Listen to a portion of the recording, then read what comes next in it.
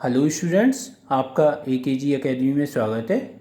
आज हम chapter 4 quadratic equation यानी कि द्विघात समीकरण की ये टॉपिक मूलों की प्रकृति करेंगे, इसे समझेंगे, नेचर ऑफ रूट्स।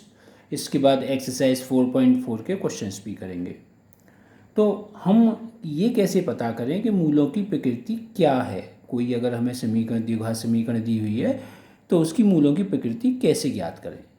तो उसके लिए हमें क्या करना होता है, उसके लिए पहले हमें जो हमारा द्विघात सूत्र हमने पढ़ रखा है, हमने द्विघात सूत्र पढ़ा हुआ है -b plus minus √b² -4ac upon 2a, ये हमने पढ़ा हुआ है। ठीक है, तो इसमें ये जो है b² -4ac, ठीक है, इसको ज्ञात करते हैं। ठीक है, b² -4ac को द्विघात समीकरण ax² + bx + c = 0 का विविक्त कर कहते हैं, यानी कि इससे ज्ञात करते हैं।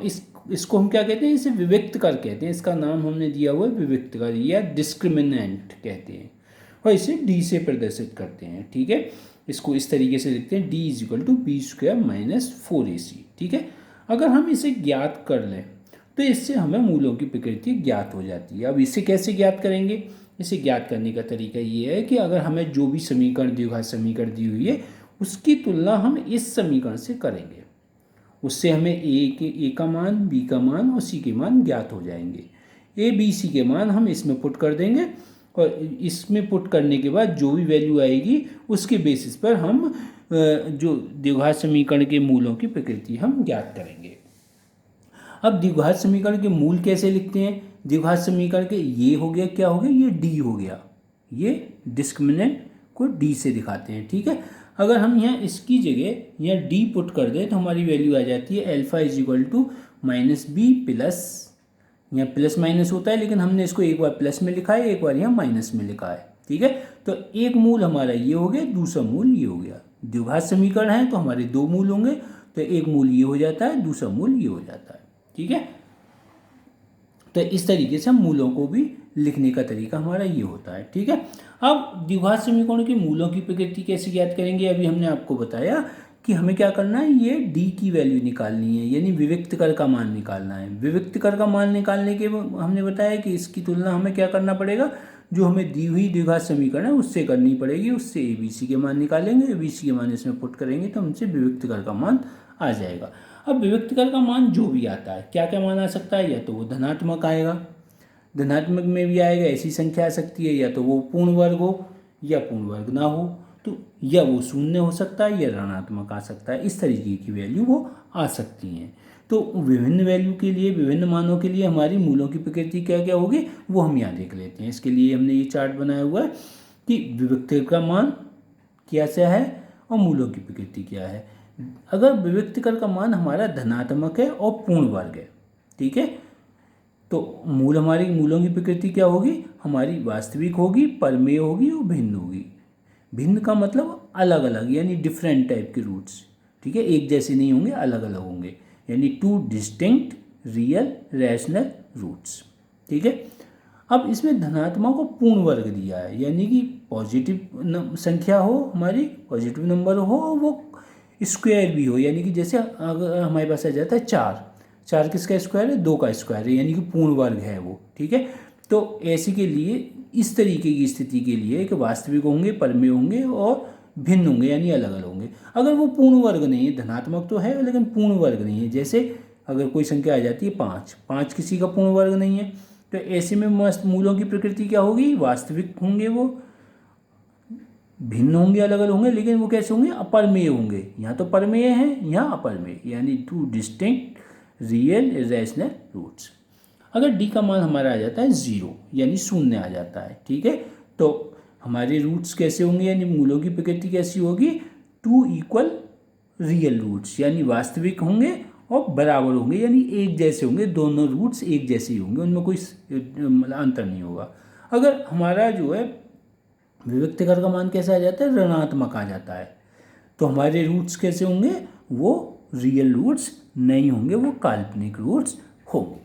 तो इस तरीके से विविक्तकर का मान निकालने के बाद हम मूलों की प्रकृति को जान सकते हैं। लेकिन हमें देखना पड़ेगा पहले क्या, कि हमारा विविक्तकर का मान कैसा है, धनात्मक है और पूर्ण वर्ग है, तो ये धनात्मक है परंतु पूर्ण वर्ग नहीं है, तो ये अगर शून्य है विविक्तकर का मान तो ये बराबर और वास्तविक, और ऋणात्मक है तो हमारे मूल कैसे होंगे, काल्पनिक होंगे। अब हम एक्सरसाइज के कुछ क्वेश्चंस कर लेते हैं। ये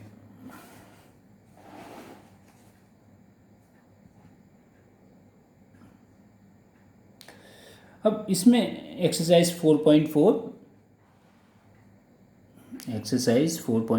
निम्नलिखित द्विघात समीकरणों के मूलों की प्रकृति ज्ञात कीजिए, यदि मूलों का अस्तित्व हो तो उन्हें ज्ञात कीजिए। तो इसमें ये 3 पार्ट दिए, पहला पार्ट ले लेते हैं। 2x² - 3x + 5 = 0, ये हमें दिया हुआ है क्वेश्चन। तो सबसे पहले हमें क्या करना होता है, सबसे पहले हमें करना होता है कि हमें इस समीकरण से तुलना करनी है, यानी कि दी हुई समीकरण की तुलना ax² + bx + c = 0 से करने पर, इससे तुलना करेंगे ax² की इसे x² वाले टर्म से, तो a की जगह क्या आ जाएगा, a = 2 आ जाएगा, यानी यहाँ x² का गुणांक 1, यहाँ x² का गुणांक 2, यहाँ x का गुणांक b और यहाँ x का गुणांक -3, तो b = -3, और यहाँ चरपद c, यहाँ चरपद 5, तो ये c = 5।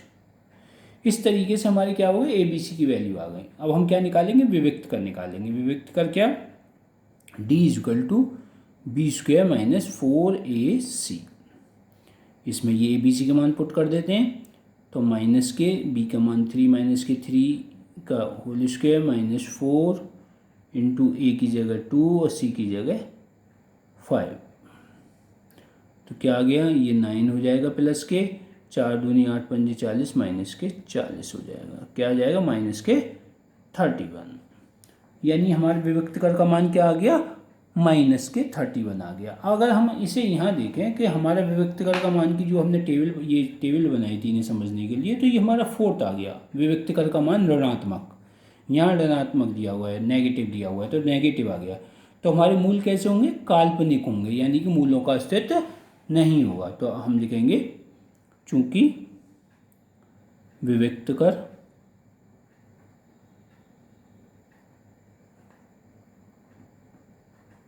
का मान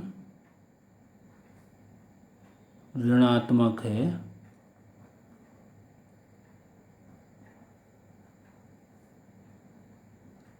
अतः समीकरण के मूल काल्पनिक होंगे। कैसे होंगे, काल्पनिक होंगे, या कह सकते हैं मूलों का, अर्थात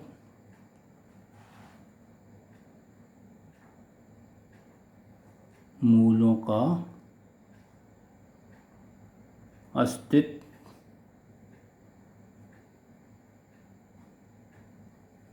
नहीं है, मूलों का अस्तित्व नहीं है। अब इस क्वेश्चन का दूसरा पार्ट ले लेते हैं। इसके दूसरे पार्ट में हमें क्या दिया हुआ है, दूसरे पार्ट में ये दिया हुआ है, ये equation. Second part 3x² - 4√3x + 4 = 0। इसके लिए हमें क्या करना पड़ेगा, वही कि पहले ए बी सी के मान निकालने हैं हमें। समीकरण की तुलना ax² + bx + c = 0 से करने पर, इससे तुलना करेंगे तो ए इज इक्वल टू क्या हो जाएगा हमारा, एक्स स्क्वायर का गुणांक क्या है ए, एक्स स्क्वायर गुणांक क्या है 3, तो ए इज इक्वल टू 3। एक्स का गुणांक बी, एक्स का गुणांक -4√3। पूरा इसका जो वो साइन है यानी चिन्ह है वो भी साथ लेते हैं, तो बी इज इक्वल टू क्या हो जाएगा -4√3, और सी अचर पद और यहाँ 4 यानी कि सी इज इक्वल टू 4। तो इस तरीके से हमारे ए बी सी के मान आ जाते हैं। हम क्या निकालेंगे अब, विविक्त कर का मान यानी डिस्क्रिमिनेंट डी की वैल्यू निकालेंगे। D is equal to b square -4ac is equal to b की जगह -4√3 का होल स्क्वेयर -4 इंटू ए की जगह 3 और सी की जगह 4। अब इसको और सिंप्लीफाई कर लेते हैं। 4 का अगर स्क्वायर करें तो कितना आ जाएगा 16, और ये इसका स्क्वायर करें √3 का तो ये 3 यानी रूट हट जाएगा, -4 चौक 16 थी 48, तो ये क्या आ गया इज इक्वल टू 48 -48, क्योंकि ये भी 48 ये भी 48 इज इक्वल टू क्या आ गया 0। यानी कि हमारे मूल क्या आ गए, हमारे विविक्त कर का मान क्या आ गया 0 आ गया। विविक्त कर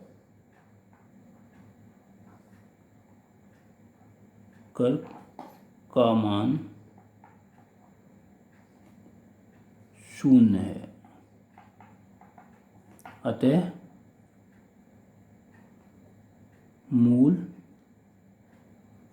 कैसे होंगे हमारे मूल, हम इसमें अगर टेबल में देखें तो हमारे मूल कैसे होंगे, 0 पर क्या होते हैं वास्तविक और बराबर, अतः मूल वास्तविक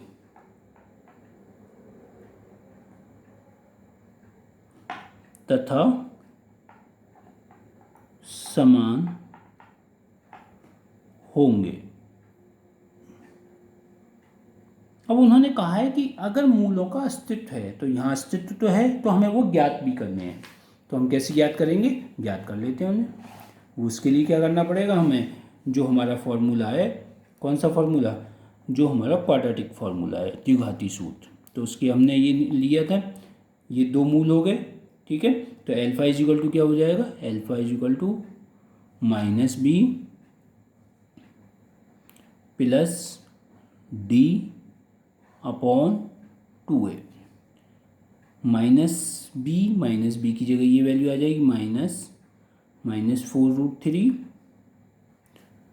प्लस ये पूरा d की वैल्यू क्या है 0 आई है, अपॉन 2 इंटू ए की जगह वैल्यू क्या है, ए की जगह 3 6 यानी 3 ये, ठीक है। इसको आगे हल कर लेते हैं, -4√3, ये पूरा 0 हो जाएगा, अंडर रूट अगर 0 का अंडर रूट लें तो वो भी 0 ही आएगा, तो प्लस 0 करेंगे 0 आ जाएगा, अपॉन 2 इंटू, अब √3 को हमने लिख लिया है, √3 को हमने लिख लिया, वो 3 को लिख लिया √3 इंटू √3। अब √3 से √3 कैंसिल हो जाएगा, 2 से ये कितना हो जाएगा 2, 4 कट जाएगा 2 से, तो ये हो जाएगा 2/√3। एक रूट तो हमारा ये निकल के आ जाता है। दूसरा रूट निकालेंगे same, beta is equal to -b, बस कि क्या डिफरेंस है यहाँ माइनस आ जाएगा, -√d upon 2a is equal to -4√3, same value put करनी है, -0 d की जगह 0 है, अपॉन 2 इंटू 3।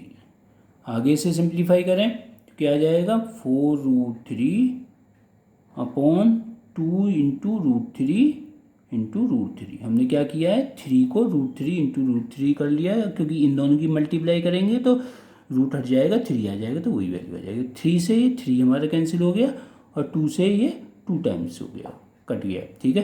तो 2/√3, तो हमारे रूट क्या हो गए, अल्फा 2/√3 और बीटा 2/√3। तो इस तरीके से आप देख रहे हैं कि मूल कैसे हैं हमारे, समान है, वास्तविक हैं और समान है। अब हम इसका थर्ड पार्ट, क्वेश्चन नंबर 1 का थर्ड पार्ट करेंगे। थर्ड पार्ट हमें क्या दिया हुआ है, ये दिया है 2x minus 6x 2x square है एग्जैक्टली ये, प्लस 3 = 0। ये देखो समीकरण दी हुई है। तो सेम प्रोसेस हमारा रहेगा इसे भी सिंप्लीफाई करने में। इसको कैसे सिंप्लीफाई करेंगे, इसकी तुलना हमें समीकरण की तुलना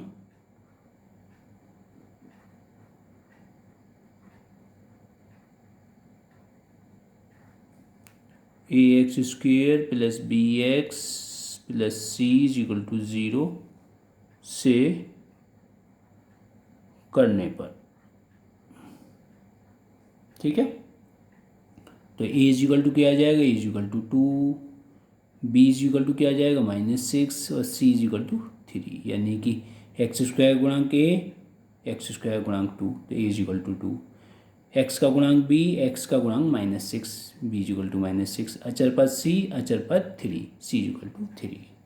अब उसके बाद क्या करना है, हम उसके बाद विभक्त कर की वैल्यू निकालनी है। तो d = b² - 4ac, b यानी -6 का स्क्वायर -4, a की जगह 2 और c की जगह 3, कितना आ गया ये 36 - 24 = कितना आ जाएगा 12, ठीक है। तो d की वैल्यू हमारे पास क्या आ गई, d की वैल्यू आ गई 12। कैसी है, पॉजिटिव है, ठीक है। लेकिन आप देख रहे हैं इसमें क्या है, आप ध्यान से देखो तो ये किसी का पूर्ण वर्ग नहीं है, यानी कंप्लीट स्क्वायर नहीं है, ठीक है। तो क्या मतलब हो गया इसका, अगर इस टेबल में अगर हम आए तो धनात्मक तो है, पॉजिटिव तो है, परंतु पूर्ण वर्ग नहीं है। तो हमारे रूट्स कैसे होंगे, वास्तविक और भिन्न होंगे, यानी अलग अलग होंगे, अपर में होंगे और भिन्न होंगे। तो इनको निकाल लेते हैं एक बार। तो उसके लिए निकालने के लिए क्या है, हमारे पास अल्फा की वैल्यू ये रही, alpha = -b plus √d upon 2a, ठीक है। तो -b की जगह हमारे पास क्या था, -6 है, ठीक है। और प्लस इसमें रूट में d की जगह वैल्यू क्या है, हमारा 12 आया है, अपॉन 2 × a की जगह 2, ठीक है। इसको और थोड़ा सिंप्लीफाई कर लेते हैं। इसको क्या लिख सकते हैं हम, इसको लिख सकते हैं -3 × 2 प्लस इसमें ब्रैकेट में लिख सकते हैं 3 × 4 अपॉन 2 × 2। अब ये 2 है, ये ब्रैकेट, ये 4 है ब्रैकेट के अंदर, अंडर रूट के अंदर, सॉरी अंडर रूट के अंदर 4 है, तो बाहर आएगा तो 2 हो जाएगा। तो इसको कैसे लिख सकते हैं, -3 × 2 प्लस ये 2 आ जाएगा बाहर, और अंडर रूट अंदर क्या बचेगा 3 रूट में, ठीक है। 2 × 2, अब क्या करेंगे, इसको 2 को कॉमन ले सकते हैं हम, 2, तो -3 प्लस √3 अपॉन 2 × 2, 2 से 2 कैंसिल आउट हो जाएगा, तो हमारी क्या वैल्यू आ जाएगा, -3 प्लस √3 अपॉन 2। इस तरीके से एक रूट हमारा ये आ जाता है। दूसरा रूट कैसे निकालेंगे, तो सेम निकालेंगे। दूसरा root beta = -b -√d upon 2a -6। और आप थोड़ा सा देखें, इसमें एक हमने जो यहाँ लिया है कि ये एक माइनस, यहाँ -6 दे रखा है, और एक माइनस ये हमारा जो फॉर्मूला में है, तो ये क्या हो जाएगा, ये प्लस हो जाएगा पूरा, ठीक है। ये प्लस हो जाएगा तो ये भी प्लस हो जाएगा, ये प्लस हो जाएगा, ये भी प्लस, देन प्लस, तो हमारी ये प्लस वाली वैल्यू आ जाएगी, ठीक है। तो सेम यहाँ प्लस आएगा, तो माइनस अंडर रूट कितना आ जाएगा, 12 अपॉन 2 × 2, ठीक है। कभी कभी इस तरीके से अगर हम थोड़ा सा चीज़ों को ना देखें तो क्या होता है, हमारी इस तरीके की मिस्टेक हो जाती हैं, ठीक है। तो इस पे हमें विशेष ध्यान रखना होता है कि हमारी कहीं जो साइन की अगर कहीं गड़बड़ है वो ना हो। तो इसमें सेम क्या करेंगे, इसको भी 3 × 2 माइनस अंडर रूट 4 × 3 अपॉन 2 × 2।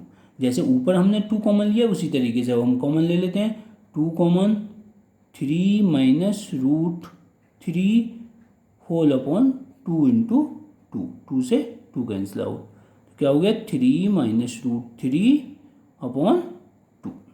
तो इस तरीके से हमारे क्या हो गए, ये एक रूट हमारा क्या हो गया, ये हो गया एक रूट, अल्फ़ा और बीटा की वैल्यू क्या हो गई, डिफरेंट हैं, ठीक है, और कैसे हैं, हमारे इरेशनल हैं और रियल भी हैं। इस तरीके से जो हमारी टेबल में हमने इन चीज़ों को समझा था उसी के बेसिस पर ये हमारे आंसर भी आ रहे हैं। तो इस तरीके से स्टूडेंट्स ये हमारा क्वेश्चन नंबर 1 हो जाता है। तो आपकी अगर कोई क्वेरी है तो आप ज़रूर कमेंट सेक्शन में लिखें और इस चैनल को सब्सक्राइब करें, लाइक करें, शेयर करें। Thank you students.